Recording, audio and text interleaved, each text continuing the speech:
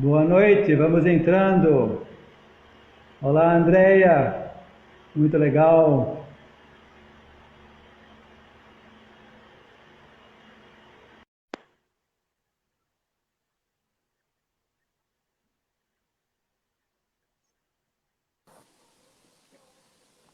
Olá, Casarré.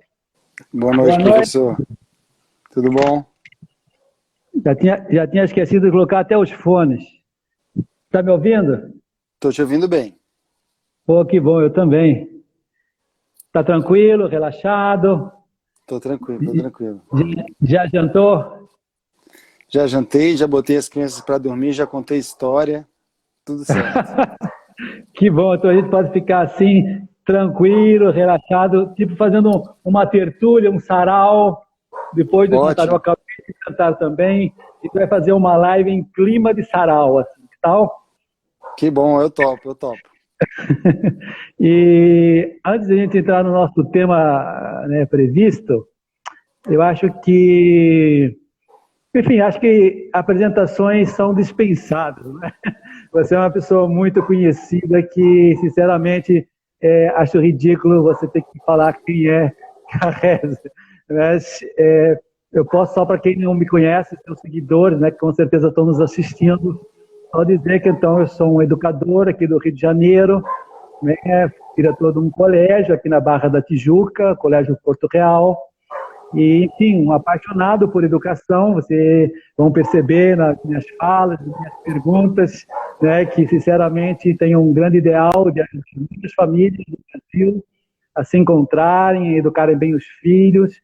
E, justamente, por isso eu escolhi esse tema de hoje, né, como a gente pode melhorar esse trabalho de educação, de autoeducação, que é o tema da nossa live, né, como é que a gente pode, como pai, como mãe que estão nos escutando, né, se tornar uma pessoa assim mais completa, mais científica. Eu gosto muito dessa palavra. Os pais têm que ser científicos, não podem ficar banalizando o projeto de vida que é um filho, não é verdade? Então, queria que você soubesse que eu sou um educador, fiz doutorado no FRJ, já escrevi alguns livros sobre o tema, e, enfim, e aqui a gente vai levar esse tema com muita alegria e muita simplicidade. Isso também é uma das minhas características. Eu quero tornar a educação uma coisa acessível para as famílias, para os pais. Eu não gosto de educanê, sabe? Aquela coisa complicada que o cara vai embora, que o cara está falando uma linguagem que eu não entendo. Aqui a gente vai falar uma linguagem que todos os pais que estão nos escutando vão entender. Mas antes de entrar no tema, como eu dizia, eu queria que você me explicasse como é que está essa sua vida em casa, esse confinamento, uma vida de ator tão agitada, tão sem horário, e agora aquela rotina, aquela vida meio parada. Caramba, deve ter sido um pouco difícil no começo, né? Entrar nessa vibe, como a gente diz hoje, né? É, Parece que quem gostou muito foi a Letícia, né? Sua esposa, né? Para cuidar bem do neném, que tem um ano, acho que é um ano, né? exato, Enfim, tem um de 10, um de 7, né? Que se não me falha a memória, né? E agora isso. está com o terceiro filho, né? Parabéns, além do mais. Hoje em dia, ter uma família assim, crescendo, né? É um herói que a gente tem que bater palmas com toda a alegria de ver uma pessoa corajosa, animada. Então, queria que você me explicasse rapidamente, depois a gente já entra direto no tema. Como é que está a tua vida, então, hoje, como ator, meio paradão? Se não fosse a agonia de olhar para frente e não ter uma previsão de quando isso vai começar a retornar à normalidade, até que a gente está levando bem essa quarentena. Assim, eu, graças a Deus, estou numa empresa que foi muito generosa com os atores, nós continuamos contratados lá, estamos em casa, eles estão nos mantendo em casa. E aí eu tenho conseguido me dedicar bastante às crianças e às tarefas do lar, que estão todas com a gente, né? Eu e a Letícia, a gente nunca foi de terceirizar muito, a gente nunca foi de ter muitos funcionários, babá no final de semana, folguista para dormir de noite. Não, a gente gosta de fazer as nossas coisas, a gente gosta de estar perto das crianças, eu gosto muito de cuidar da alimentação deles, então por mais que eu não faça o almoço, de noite eu faço a janta deles, sempre que posso, claro. Então, assim, a gente está vivendo bem aqui. O que foi curioso, que tem a ver com a nossa conversa aqui, é que é o seguinte: nem as escolas e nem as famílias estavam prontas para essa nova configuração educacional que a gente se viu obrigado de um momento ao outro, né? Então, eu já vinha querendo me preparar melhor para estar junto da educação deles, principalmente da educação literária, e daqui a pouco eu posso explicar o que eu já vinha fazendo. Sim. Mas a escola precisou de uma ajuda que nem todos os pais estavam prontos para dar, para usar a plataforma que foi escolhida e tal. É muita pasta, muito lugar. Num lugar está a atividade, no outro lugar está o link da aula, no outro lugar está a prova. Então, uma confusãozinha assim que a gente está tentando solucionar da melhor maneira possível. Mas então, eu acho que para um início de conversa, assim, esse é mais ou menos o panorama atual. Assim, estamos em casa, estamos em quarentena, respeitando e tentando fazer o melhor pela educação deles para que não se perca o ano, né? Então, eu já diria que você, até para os nossos pais do Colégio Porto Real, que estão nos escutando, já diria, senhores pais, olha aí um modelo de pai dedicado, né, a esse novo sistema educacional, não se assustou, não reclamou, se adaptou e está tocando o barco na medida que pode. Parabéns, então, Casé, porque a gente está precisando também ouvir um pouco isso. Vamos entrar no nosso tema, né, por que eu escolhi esse tema da autoeducação, né? Os pais assumirem um pouco mais esse trabalho de estudarem educação, né, de estudarem como levar bem um filho para frente, como amadurecer todas essas potencialidades, que são muitas. Sabe por quê? Eu soube, né, que você, enfim, sem querer aqui me gabar, obviamente, não é esse o meu objetivo, né, soube que você fez um curso que eu dei lá no Brasil Paralelo, né, recentemente, sobre educação e família, né? Você me mandou uma mensagem muito elogiosa, eu agradeço aqui entre nós, por, enfim, que de fato foi um curso que eu fiz com muita paixão, você percebeu, né? Eu estava ali vibrando com aquele trabalho para justamente chegar a muita gente. E quando eu vi, então, um ator da Globo, né, cheio de tarefas, cheio de trabalho, elogiando um curso de educação, eu falei, tá aí, ó, uma ótima live que eu tenho que fazer com ele, porque isso é um modelo que eu sonho para todas as pessoas que estão nos escutando hoje, porque efetivamente há uma tentação hoje, como você acabou de dizer, de terceirizar, não só serviços domésticos, mas principalmente terceirizar a educação, né? Tem muito pai que acha que, estou muito ocupado, não tenho tempo para esse tipo de trabalho. Tem gente que fala que não, mas eu não sei educar direito, me sinto um pouco inseguro, me sinto um pouco com medo de errar, então ficam todos assim com dedos, então, não, prefiro que a professora já diga o que tem que fazer. Tem gente que, enfim, não se acha protagonista da sua educação dos filhos, quer dizer, isso aqui é o pior, na minha opinião, acha que isso não é seu trabalho, que é trabalho de outros educadores, do diretor de um colégio, mas eu não, quem sou eu? Tem gente até que, infelizmente, acha que já educa um pouquinho no fim de semana e que tá bom. Já tá bom, já faço o papel. Então, quando eu vi você investindo nesse trabalho, nessa preocupação, eu fiquei encantado. Falei, caramba, eu tenho que fazer uma live com ele para mostrar para esses pais que estão escutando o Brasil todo que é possível, sim, assumir esse trabalho, valorizar esse trabalho autoeducativo. Eu queria que você um pouco me dissesse como é que começou isso. Isso vem de você, veio da sua família, veio da Letícia. Como é que nasceu esse interesse por buscar a própria educação? Desde o dia que o senhor combinou comigo a live, que eu estou tentando resumir na minha cabeça uma história para que fique um pouco mais curto e rápido de explicar, porque não é tão rápido assim, mas é mais ou menos o seguinte, eu vou fazer um passado próximo agora e depois eu volto um pouquinho mais para trás. Ultimamente, eu já vinha sentindo que os meninos estavam demorando a se apaixonar pelos livros, e isso é uma coisa que muito me preocupa, uma vez que meu pai é escritor e que eu sou um amante dos livros, né? Meu pai, inclusive, tem um prêmio Jabuti com um livro infanto-juvenil. Não sabia disso, então, muito interessante.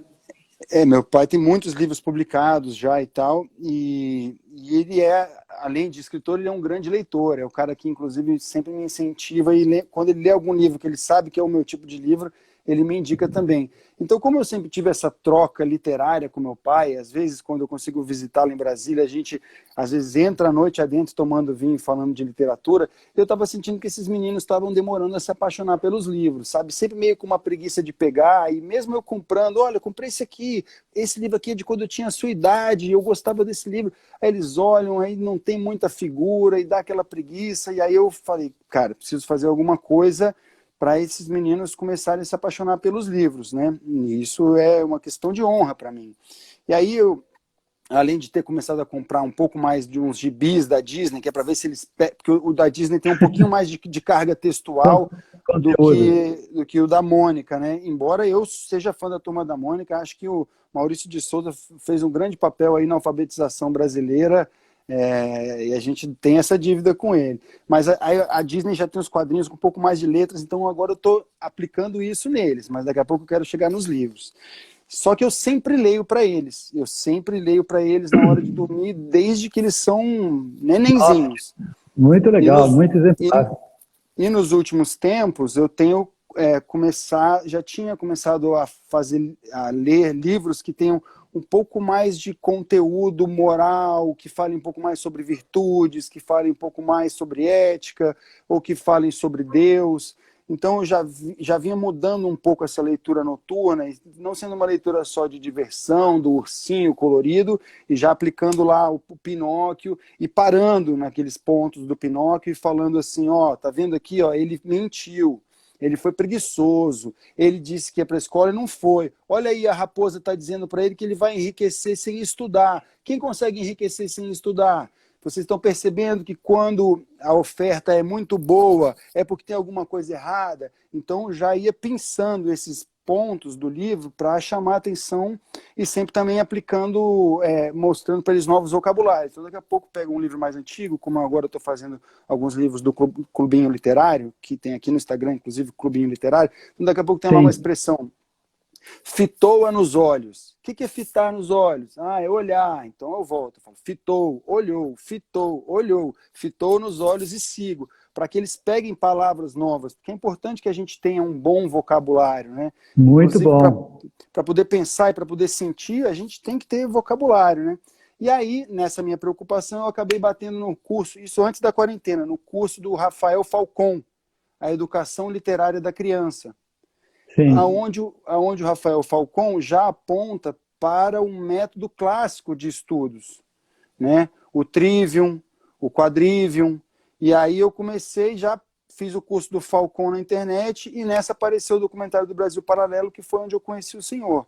E aí, a partir daí, já fiz o teu curso e falei, cara, é isso, tá vendo? Um monte de gente está descobrindo isso aqui ao mesmo tempo, que é a educação das virtudes, a gente começa pela literatura, entendeu? Não tem como você achar que a criança vai aprender ciência se ela ainda não aprendeu a ler, se ela não aprendeu a ler direito, né? Então, agora eu estou estudando bastante. Inclusive, eu deixei alguns livros para ir mostrando aqui aos poucos ao longo da nossa conversa. Boa, faça isso, por favor.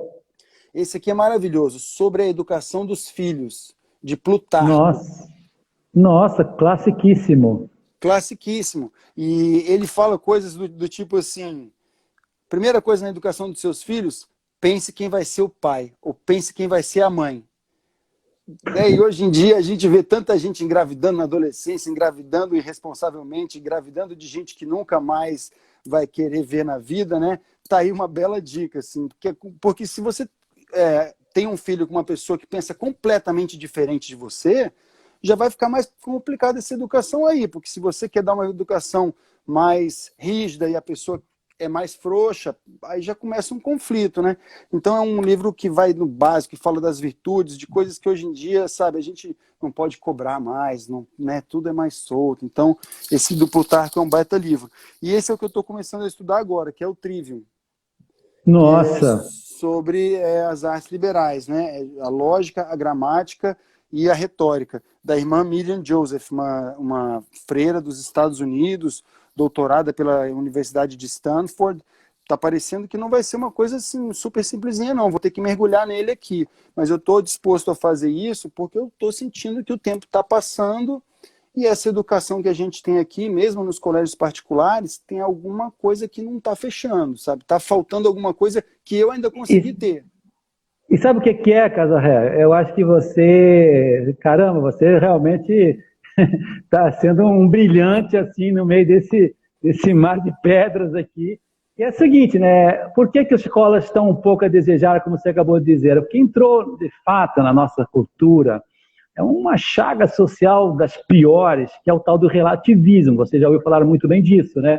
Tem essa crença, não é uma crença, é uma ideologia, né, que diz que as pessoas não têm mais condições de chegar racionalmente à verdade, aos valores perenes, objetivos, universais.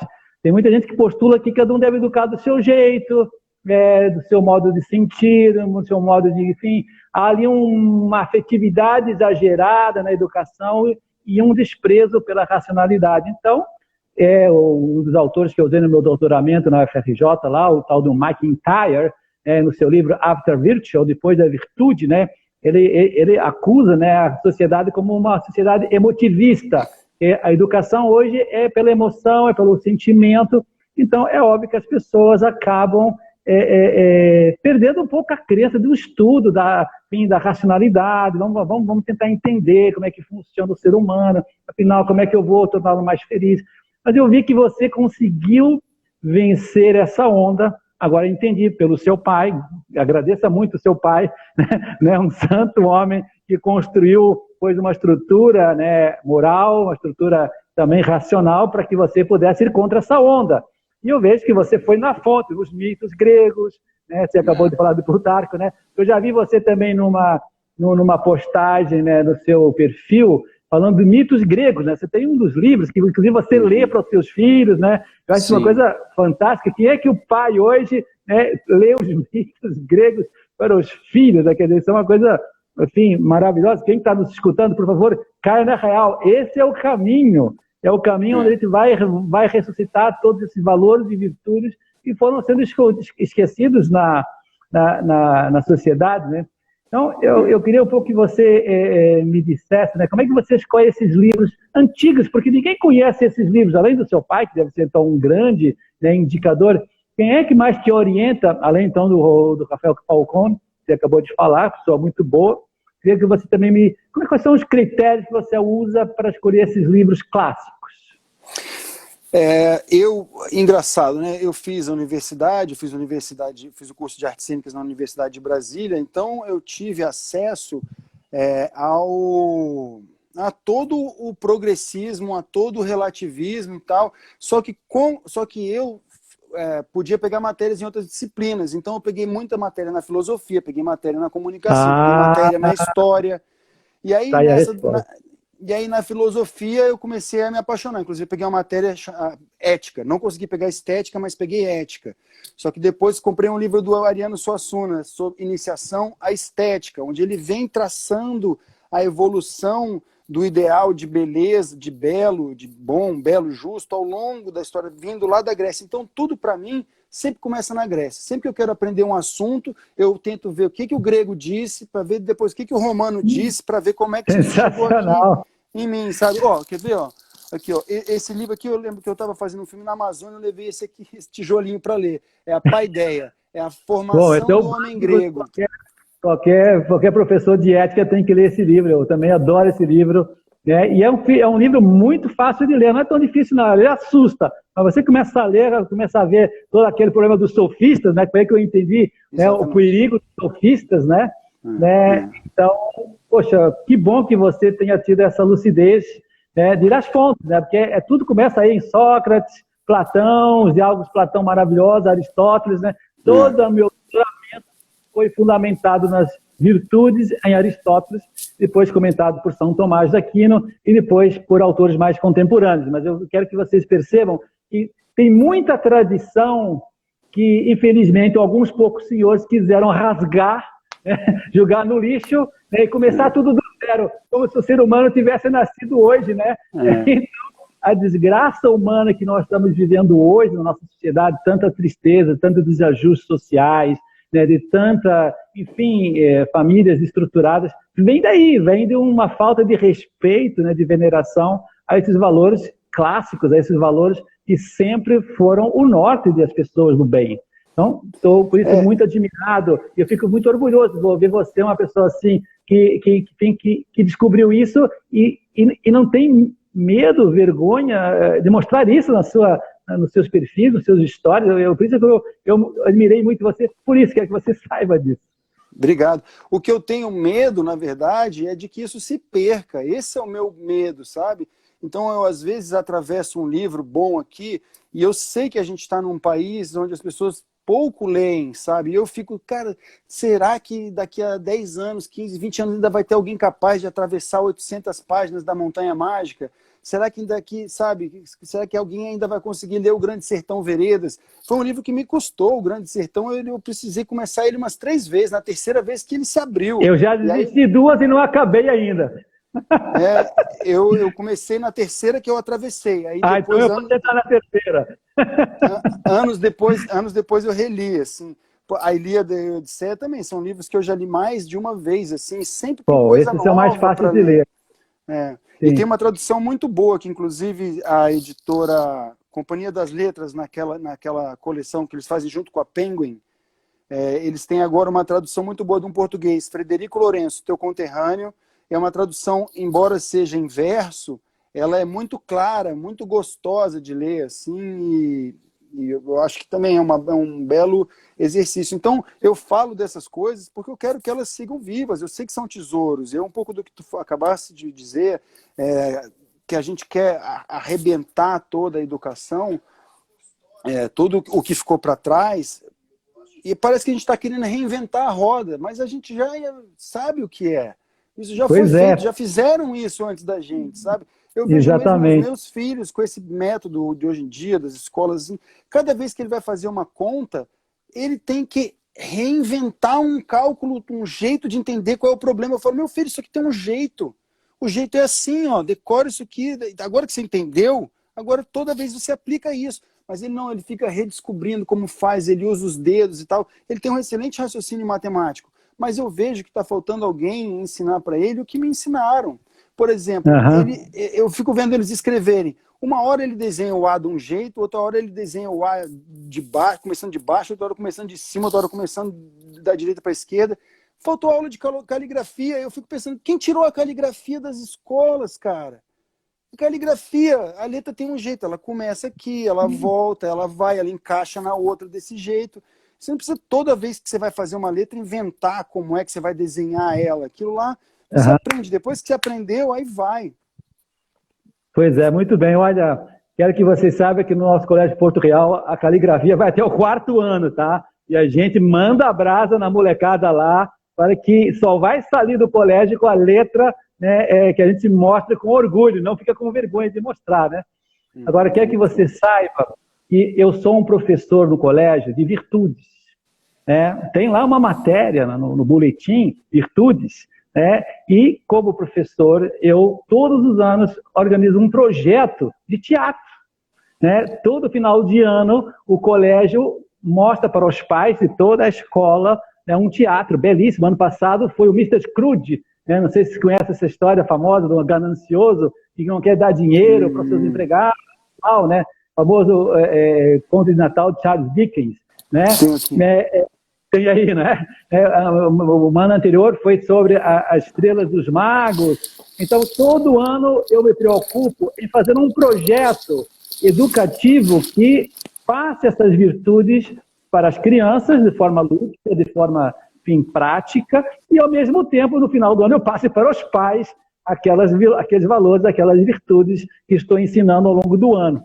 Então, eu, dentro do paralelismo, gostaria de saber se você também tem algum sonho de realizar algum projeto educativo na sociedade, dentro da sua ciência, da dramaturgia, que pudesse ter um forte impacto na sociedade, fazer uma peça que ensinasse valores, enfim, algum roteiro para uma futura novela, uma minissérie, né? Eu não sei se você ouviu falar de um ator mexicano, chama-se Eduardo Verástegui, que eu admiro muito, porque ele justamente teve essa descoberta, né? Há uns anos atrás, aconteceu a ele um fenômeno místico, meio espiritual, religioso, alguma conversão ali.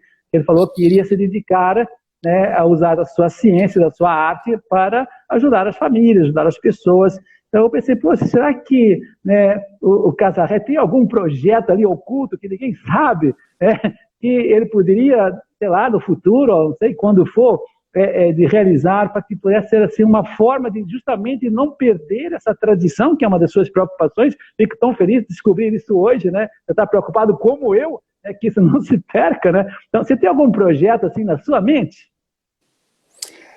Sim, sim, eu tenho muita vontade de ir me capacitando agora, ao longo desses próximos anos aí, para tentar propor mais projetos que eu queira fazer, né? Eu, como ator, sempre trabalho em projetos de outras pessoas, mas eu tenho uma vontade cada vez maior de uma hora dirigir um filme, de uma hora dirigir uma peça de teatro, e com certeza está na minha vontade, assim, fazer coisas que se alinhem com esses valores, que são os valores em que eu acredito, né? Filmes em que o filme termina e você sente que você... Porque eu não acho que a arte tem uma função educativa, necessariamente. Eu acho que você acaba Sim. aprendendo com ela, sabe? Mas ela não é para ensinar, né? Eu acho que a arte, quando ela fica muito didática, ela vira um panfleto. E isso aconteceu muito no Brasil aqui também, com a arte política nos anos 60 e 70, que são peças que ficaram completamente ultrapassadas, justamente porque elas queriam ensinar uma ideia, uma ideologia. Então, mas dito isso, eu tenho muita vontade de contar histórias que tratem de valores, de virtudes, que tenham finais redentores. E aí, dentro desse escopo, assim, tem muitas coisas que eu gostaria de fazer. Uma delas, assim, é só porque eu não gosto de ficar falando muito do futuro, tem uma frase, eu não lembro de quem é agora, que diz assim: os velhos falam do que fizeram, as crianças falam do que fazem e os idiotas falam do que vão fazer. Então não quer chamar você de idiota, por favor. Não, mas tudo bem. Eu gostaria muito de fazer o Pinóquio, porque eu acho que o Pinóquio é um clássico maravilhoso. Sim, Inclusive, sim. tem vários paralelos com a própria história de Jesus Cristo, né? O Pinóquio, ele era para ter morrido enforcado na cena em que acho que é a raposa e o gato que enforcam ele numa árvore. Só que aí o livro saía em fascículos nos jornais. E a população se indignou. Como assim o Pinóquio morreu? O Pinóquio não pode morrer. E o escritor, o Carlo Collodi, teve que trazer o Pinóquio de volta à vida. E aí o Pinóquio segue até o final. E a gente vê o final do Pinóquio é a nossa vida. Assim, quando é que o Pinóquio vira uma pessoa de verdade? É quando ele se lança ao mar, rumo ao desconhecido, para ir atrás de uma baleia e salvar o pai dele. Então é quando ele assume nas próprias mãos as rédeas da vida dele, que ele deixa de ser um fantoche, uma marionete, e vira um ser humano de verdade. E eu acho que essa é uma lição maravilhosa. Fora todas as outras pequenas coisas, as trapaças, a mentira, a preguiça, né, a cidade dos burros. Olha que coisa maravilhosa. Os meninos todos param de estudar, vão para um lugar onde ninguém estuda, onde todo mundo acorda com uma orelha de burro, sabe? Então, muitas lições que nós gostaríamos que todas as nossas crianças, né, interiorizassem, né, e obviamente, né, eu sempre digo que um dos projetos educativos fim é que a criança descubra, né, qual é o fim da sua vida, né, afinal, ele está vivendo para quê, né? Ele tá vivendo para ser um fantoche ou está vivendo para ser um ser humano que tem uma missão social a realizar?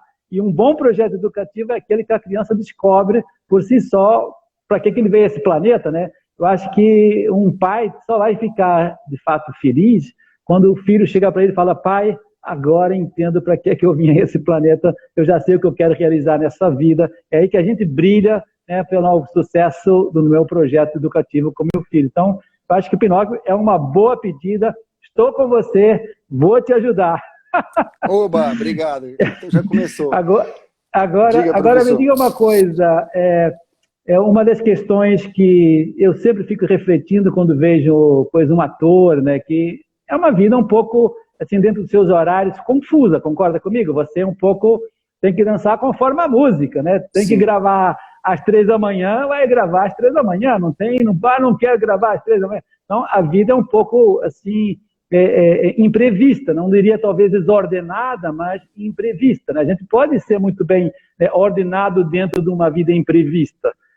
Mas eu queria saber como é que você consegue compaginar, isso é uma ideia que muitos pais hoje me questionam. Ah, João, você sempre me fala de estar mais com os meus filhos, você sempre me fala que eu tenho que estudar mais, que eu tenho que ler mais, que eu tenho que dialogar mais com meu filho, que eu tenho que fazer tutoria com os meus filhos. Mas eu não tenho tempo, cara. A minha vida é um corre-corre, né? Se você conhecesse o meu dia a dia, você não me pediria tantas coisas. Eu sempre falo, olha, o tempo quem define são os nossos valores. Nós sempre temos tempo para ir no cabeleireiro, né, cortar o cabelo, sempre temos tempo para jogar uma bola, sempre temos tempo para, enfim, pegar uma praia, não é verdade? Então, ficar com a cara no celular, passando fotinho para cima. Exatamente. Então, eu queria saber, Casarré, como é que você equilibra, né, todos esses elementos, né? Trabalho, família, lazer, religião.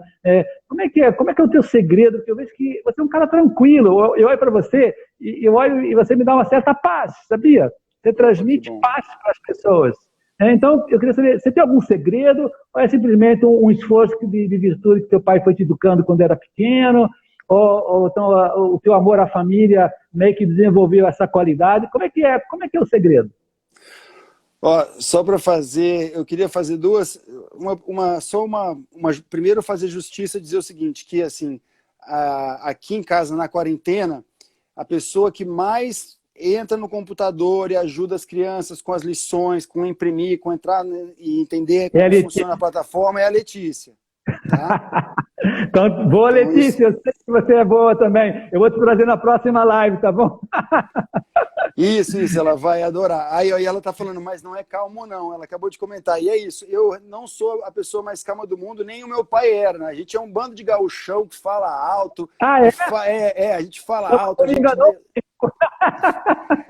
dou bronca o tempo todo, mas assim, é o nosso jeito. E uma coisa que eu acho interessante é o seguinte, eu vejo que os meninos, eles já entenderam que é o meu jeito. Eles não ficam assim, meu pai falou alto comigo. Eles sabem que aquilo não abala o amor, sabe que eu sou um pai completamente apaixonado, interessado por eles, mas que eu tenho esse jeitão de falar assim, já foi, vamos lá, pro banho agora.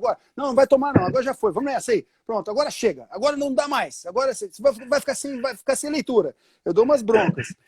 Mas é isso que os pais de hoje estão precisando fazer e não fazem. Por isso é que eu gosto de você.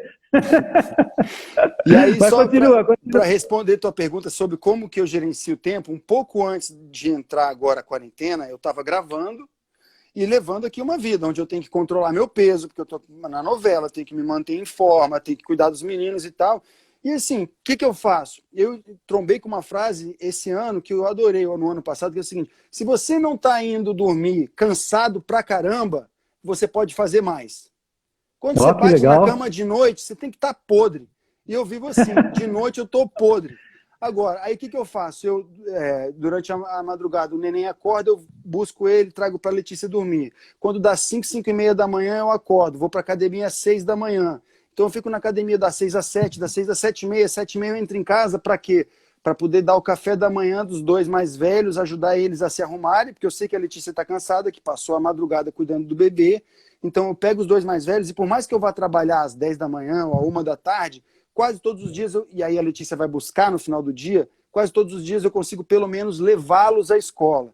Então eu já participei aí um pouco da vida deles de manhã, já vi o que comeram, já conversei um pouco indo na escola, alertei uma coisinha que eles têm que lembrar, que faltou do outro dia e tal, monto a lancheira deles, então eu sei o que eles vão comer, e aí isso aí é a minha manhã. Aí depois disso eu volto para casa, tento ler alguma coisa para mim, ou se eu sei que é um dia com uma carga maior de texto na novela, já me preparo um pouco, vou para a Globo e aí fico lá, geralmente da 1 às 9 da tarde, mas pode acontecer, como tu dissesse aí, de eu ter que gravar a madrugada inteira, e aí a gente vai dançando conforme a música, mas em geral é isso. E quando estou na Globo, tem sempre 1 ou 2 livros na bolsa, porque deu uma pausa ali, tem 3 cenas sem mim, ou eu vou rezar o texto, ou eu vou ler um livro. E assim eu vou aproveitando o meu tempo, e quando termino o dia lá na Globo, venho voando para casa, já chego em casa, não tomo nem água, vou direto no quarto deles, para contar uma história da hora de dormir, que é mais um momento gostoso de estar com eles, de conversar, de dar um beijinho, de ensinar uma oração nova. Então é isso, mim, é o dia todo.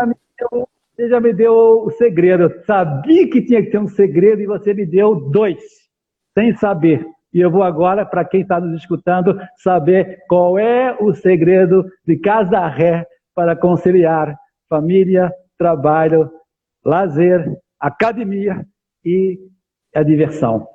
Ele é apaixonado pelos filhos e pela esposa. O amor nos dá uma energia muito acima das nossas próprias capacidades egoístas, vaidosas.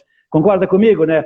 Eu só consigo conceber a força do amor. Não existe força do egoísmo. A força do egoísmo é uma ilusão. Aquele muito voluntarista, aquele que se acha superman, muito capacitado, muito inteligente, muito bom para muitas coisas, mas você está muito centrado num ego, a pessoa não percebe que ele está corroendo a sua alma, está enfraquecendo as suas forças, e na hora que precisa, pois, daquele upgrade, daquele plus que você acabou de dizer, que chega em casa e já vai sem beber água, direto ver os filhos, é porque você é um homem enamorado. Um homem enamorado tem forças extras. E de onde vêm essas forças extras? Você fala, eu rezo o terço no intervalo. Quem é que tem a coragem também de falar isso em público hoje? Quem é que tem a coragem de fazer isso? Eu também rezo o terço todos os dias, se você quer saber. Sabe? Eu rezo dirigindo. Eu moro aqui na Tijuca e vou lá para o Porto Real, na Barra, 1 hora todo dia de trânsito. Então eu tenho um aplicativo que eu ponho no carro e para mim aquilo é uma coisa maravilhosa, é um momento transcendental que dali eu ponho todas as minhas intenções, a minha família, tenho vários problemas familiares hoje para resolver, e vários amigos para ajudar. Você já está agora no meu texto também, quero que você saiba disso. Obrigado. Assim como Letícia e os seus 3 filhos. Qual é o nome deles? Eu gostaria de saber. Qual é o nome do mais velho? Vicente, depois é o Inácio e agora o Gaspar. Gaspar, tá bom. Então, Vig, Vicente, Inácio e Gaspar. Vig, é a bitola mnemônica. Vou decorar assim. Muito bom. É uma viga que você tem em casa, muito boa. Mas então, quero que você saiba que é aí que está a energia de pai de família que ele reclama comigo. Olha, reza um pouco mais e dessa força da oração virá uma energia extra para amar sua esposa em primeiríssimo lugar, depois os seus filhos em segundo lugar. Não ao contrário, eu sou um defensor. Quando eu pergunto para as mães lá do meu colégio, qual é a pessoa que você mais gosta? Ah, é do meu bebê. Não, tá errado, é primeiro do seu marido. E depois do seu bebê, porque se não tiver assim, mas amanhã, aproveita que faça um parênteses, vai ter uma live, né? Me convidaram, olha que absurdo, me convidaram para dar uma live para falar das virtudes de uma boa mãe. Então, quem está me assistindo agora, senhoras mães, participem amanhã às 7, é um pouco mais cedo, às 7 da noite, eu vou falar das virtudes de uma boa mãe. Vão ter uns sustos, hein? Se preparem, mas fecha o parênteses. Então, quero que você saiba que a energia de um bom pai de família tem que estar no amor, tem que estar na oração. E tem uma outra coisa que eu queria destacar, que você também não percebeu. Você é um rapaz que não tem complexos de compartilhar tarefas do lar. Sabe? Isso é uma coisa que está muito problemático hoje. Conheço muito pai de família que está me escutando agora. Espero que não se chateie comigo, por favor. Estou num momento de paz, não quero chatear você, mas tem muito pai que chega em casa e fala, cozinha não é comigo, dar banho não é comigo, eu já trago o dinheiro para casa, então isso é uma coisa que ainda muita gente precisa dar uma ajustada, né? Eu penso que o papel do pai na família hoje é algo que tem que ser repensado, vamos chamar assim, tem que ser um pouco ajustado. Tem, sem dúvida, algumas funções que só a mãe pode fazer e deve, todo aquele lado mais delicado, feminino, e a gente nunca pode querer substituir isso, é óbvio, né? Mas também tem muitas questões que o pai pode intervir, sim, nesse carinho, nessa ajuda, nesse auxílio, fazendo comida, fazendo compras, lavando louça, pondo a mesa, arrumando a casa, consertando lâmpada. Então, eu queria saber também de você se isso foi fruto da sua índole, né, do seu temperamento, você gosta de pôr a mão na massa, ou também foi fruto de uma educação que você recebeu, isso, né, de ajudar mais em casa, de não ter tanto calculismo, tantos complexos, né, isso aqui é coisa de mulher, pois isso aí Isso é bobagem, concorda comigo, Cazé? Concordo totalmente com tudo que tu colocasse aí. Eu acho o seguinte, a questão da comida foi natural aqui em casa. A Letícia, se ela precisar cozinhar, ela cozinha. Ela não tem prazer na cozinha. Eu tenho prazer na cozinha, eu gosto da Pô, cozinha. que legal. E uma vez que eu gosto da cozinha, para mim é natural fazer as compras, porque eu gosto de ter tais e tais e tais coisas em casa, porque eu já sei o que eu vou fazer para eles, eu já comprando, já tenho uma ideia de um prato. Então, eu mesmo estando em novela, as pessoas me veem aqui em todos esses mercados populares, procurando preço mais baixo, fazendo comparação de preço aqui, vida normal, eu que vou para o mercado. E acho que outra coisa também é o seguinte, é um senso de justiça que eu tenho que é muito apurado. Então eu não consigo olhar para minha esposa fazendo o milhão de coisas que ela faz e não querer fazer também. Eu sempre que a vejo e ela está o tempo inteiro fazendo coisas burocráticas, que eu sou ruim pra caramba. Isso é uma coisa que muitas vezes são os homens que fazem mais, coisas burocráticas, coisas de documentos e tal, e ela é muito melhor do que eu nisso. Então Então vocês ela... tiveram essa tranquilidade de trocar numa boa, sem nenhum problema, sem nenhum complexo, muito legal. Exatamente, eu acho que é isso. E é aquela coisa do casal funcionar como um. Temos essas e essas e essas e essas tarefas que têm que ser cumpridas. O que você vai fazer? Eu posso fazer essa, eu posso fazer essa, ó, ninguém fez essa daqui, e aí tu faz, quem faz, eu faço. E aí a gente vai decidindo aos poucos, né? E eu também rezo o texto no carro. E isso que tu falou, eu também faço. Então, Eu às vezes porque boto o aplicativo e vou rezando até a Globo ou volto rezando. Também faço curso, às vezes pego algum curso para fazer pela internet, por exemplo, cursos do Padre Paulo Ricardo. Eu vi que alguém comentou sobre o Padre Paulo Ricardo, que é um padre que eu adoro. E sim, eu também. assino o site dele, então às vezes eu vou fazendo cursos dele ao longo de 2 semanas, eu mato um curso lá, meia hora na ida, meia hora na volta, quando vê terminou, Engenharia da Santidade, catequese para adultos, e vamos aí, crescendo espiritualmente. Agora, uma questão que estão me perguntando aqui é o seguinte, né? Você tem um filho de 10 anos, um de 7 e um de 1. O de 10 anos já tem celular? Não. Ainda não. Então, olha, Não. parabéns, sinceramente, de coração, porque o meu conselho que eu dou para os pais é justamente, né, não precisam de celular até os 12 anos. Essa é a minha tese. Até os 10 anos para baixo, olha, para que um celular? Para que colocar uma ferramenta que é muito útil para os adultos, é muito útil para muitos estudos, é muito útil para muitas outras coisas, mas também é muito complicado numa criança que ainda não tem toda aquela consciência, aquela maturidade para administrar, pois uma cobra solta pelo quarto, não é isso? Então, eu sempre gosto de perguntar como é que você administrava esse tipo de questão, porque é uma questão muito comum, quase todo dia me perguntam nos meus stories como é que eu tenho que administrar o celular, se devo dar, não devo dar, quando devo, quando não devo. Mas eles te fazem pressão? Eles te pedem? Pedem. Pedem e nunca desistem, né? Parece que o não nunca é peremptório. O não é sempre. Ele disse não no outro dia, mas hoje ele vai dizer sim. E toma outro não de volta. E isso é uma das coisas que eu acho que mais falta hoje em dia é criança tem que saber levar não. Boa! Boa, gaúcho!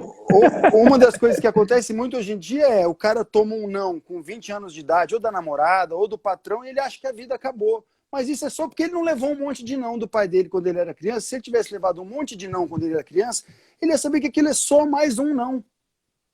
E aí segue a vida. Então aqui eles pedem o celular e é não de novo, e não de novo, e sempre não.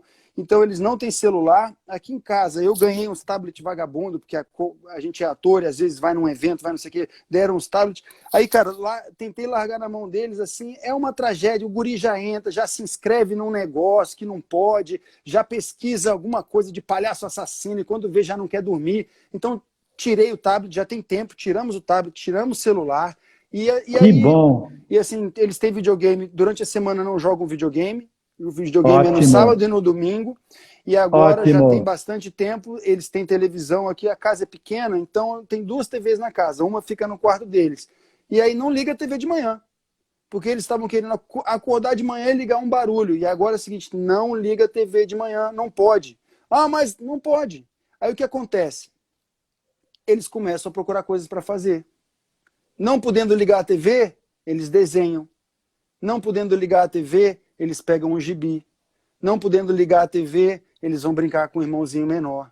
Não podendo ligar a TV, eles são obrigados a olhar para o lado, né?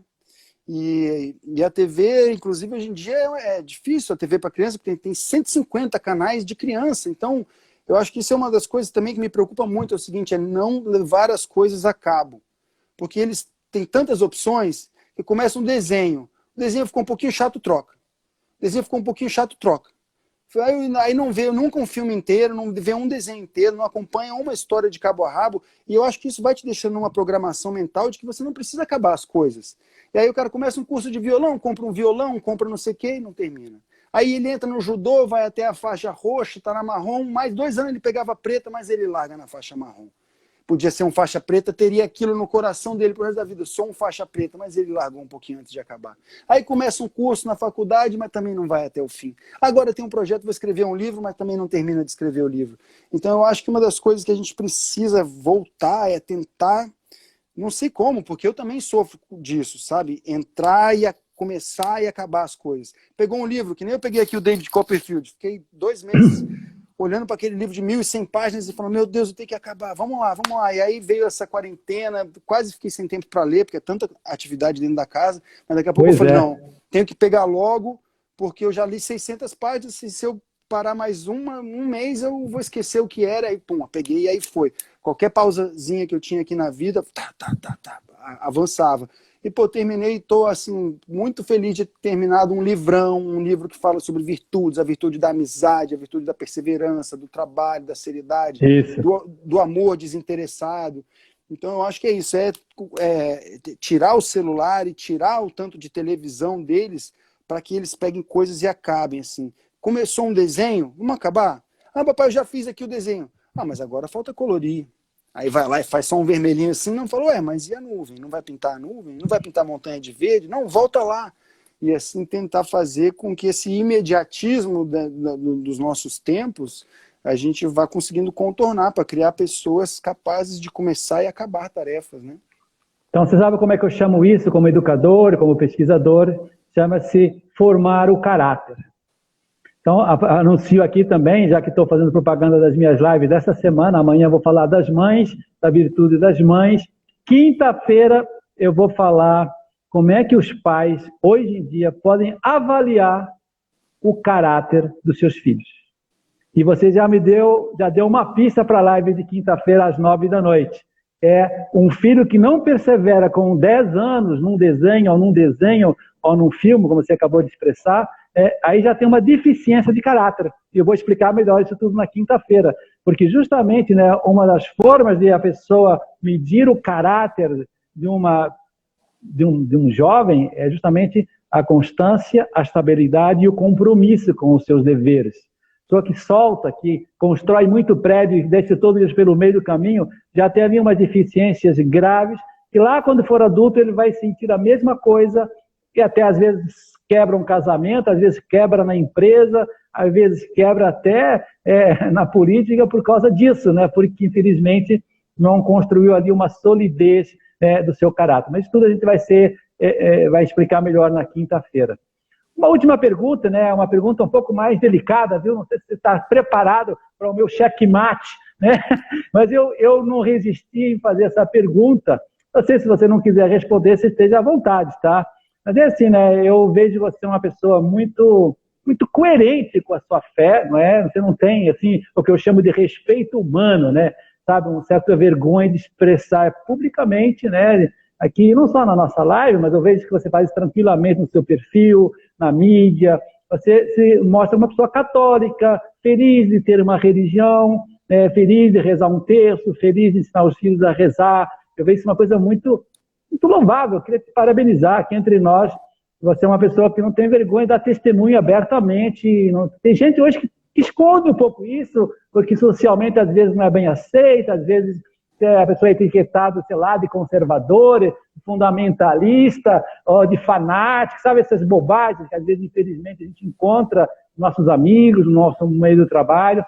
Então, eu queria saber de você o seguinte, né? Sendo então assim, uma pessoa muito aberta, muito clara, muito transparente, e acho que é por isso que eu gosto de você, né? Porque eu sou as pessoas que o meu principal valor de amizade são amigos transparentes. Aquele que fica me enganando, eu já corto da minha lista e nunca mais saio com esse cara. Mas então, eu queria que você me dissesse... O verdadeiro amigo é aquele que te dá uma facada pela frente.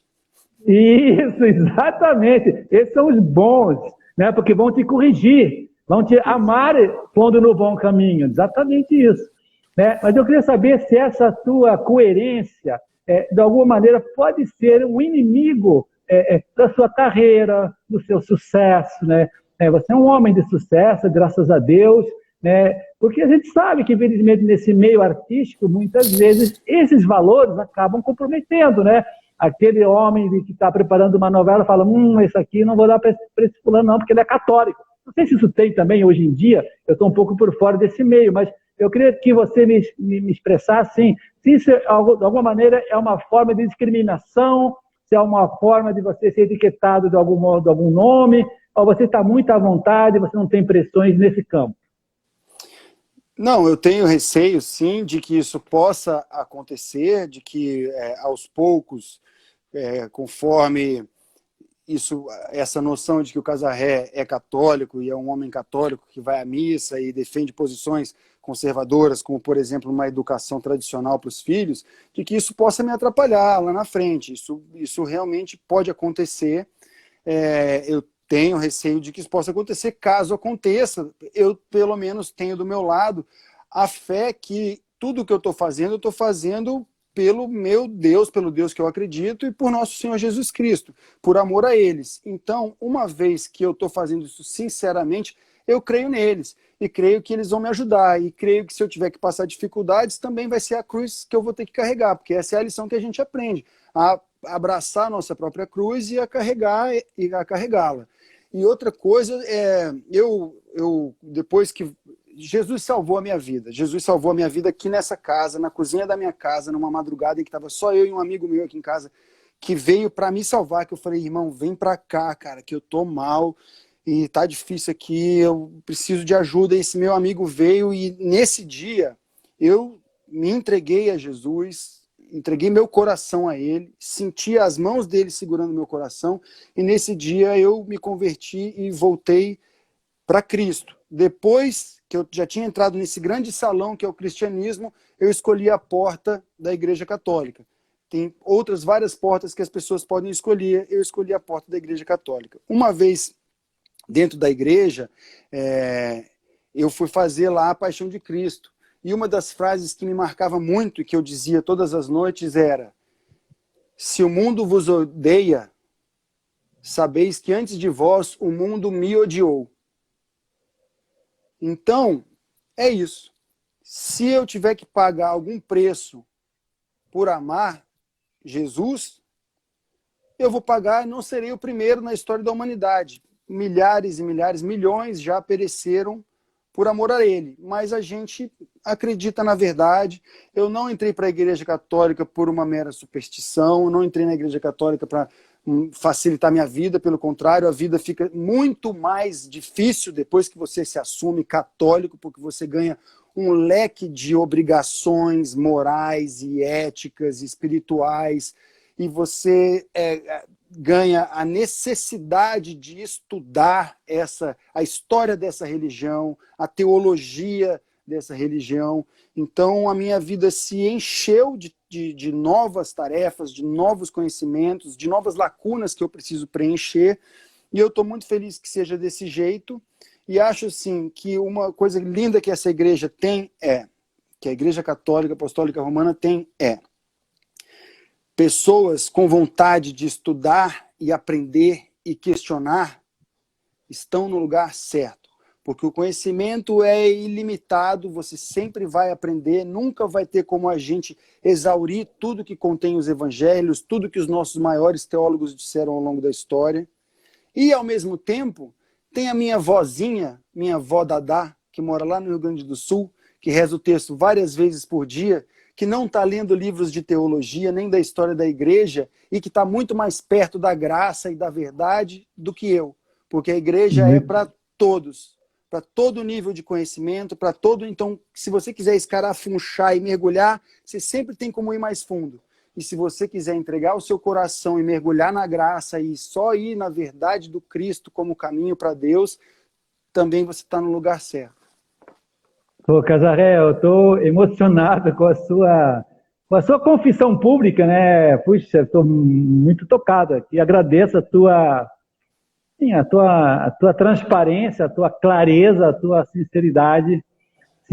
Quando comecei a live, eu admirava você X, agora estou te admirando 3 vezes X.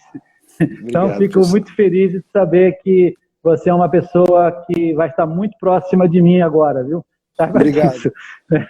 E queria que você soubesse que eu também tive essa imensa graça de ter encontrado esse Cristo. Eu encontrei bem jovem aqui entre nós, não é? Também eu era um boizinho de Lisboa, não sei se você lembra, eu sou de Portugal, era de uma família rica, também não precisava de Deus, de religião, até que um belo dia, que a história é longa, eu não vou contá-la, mas eu tive uma experiência parecida com você, em que um amigo também me trouxe esse Cristo e eu encontrei-o vivamente. Acho que foi a mesma experiência que você teve.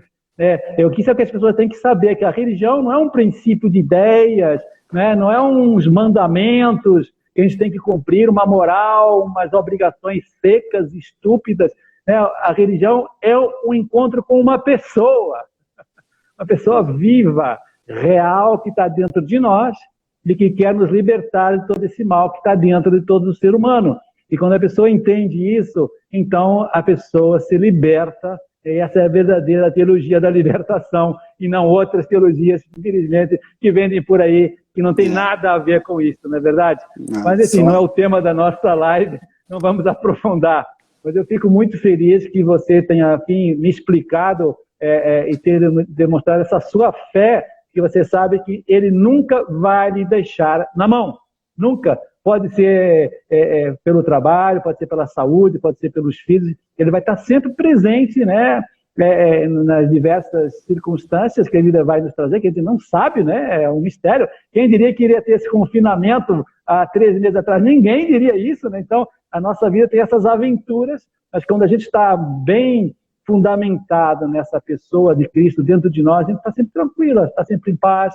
A gente sabe que tudo que nos acontece vai ser para melhor. Sempre. Essa também é a minha crença e é por isso que eu ando sempre muito em paz, muito tranquilo, e é a minha própria experiência de vida. Já passei também por muitas tempestades como você, e eu sempre percebi que depois dessas tempestades vem umas bonanças muito melhores.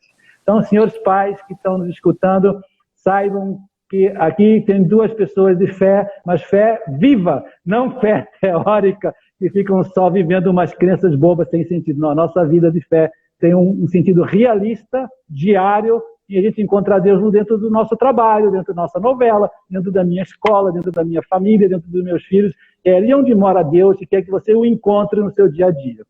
Bom, eu vou ter que terminar, porque o Instagram ele é muito mal, ele não nos deixa ficar mais que 60 minutos, mas eu gostaria de terminar só aconselhando um livro da editora Quadrante, que é uma editora que eu sempre aconselho, das milhões de livros que eu aconselho nos meus stories, que é uma editora que eu confio, uma editora católica, mas é esse livro, Como Ser um Bom Pai, Como Ser um Casarré.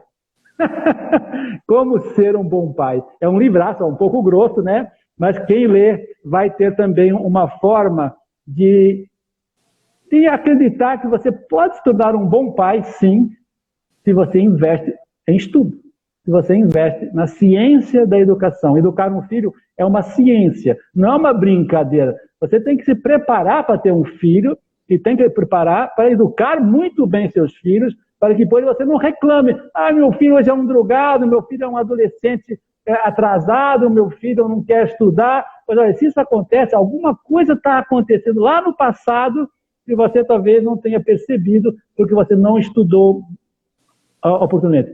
Faltam 15 segundos. Então, Casarré, muito obrigado pela presença. Adorei Foi uma live assim, leve, né? Passou muito rápido. Muito rápido. Mas a gente vai fazer outras lives, com certeza. Você é o cara. Obrigado, obrigado, Letícia, hein? Obrigado, Letícia. A gente vai fazer uma live também um dia, com certeza. Eu gostei muito da Letícia. Um abração, pessoal. Até a próxima.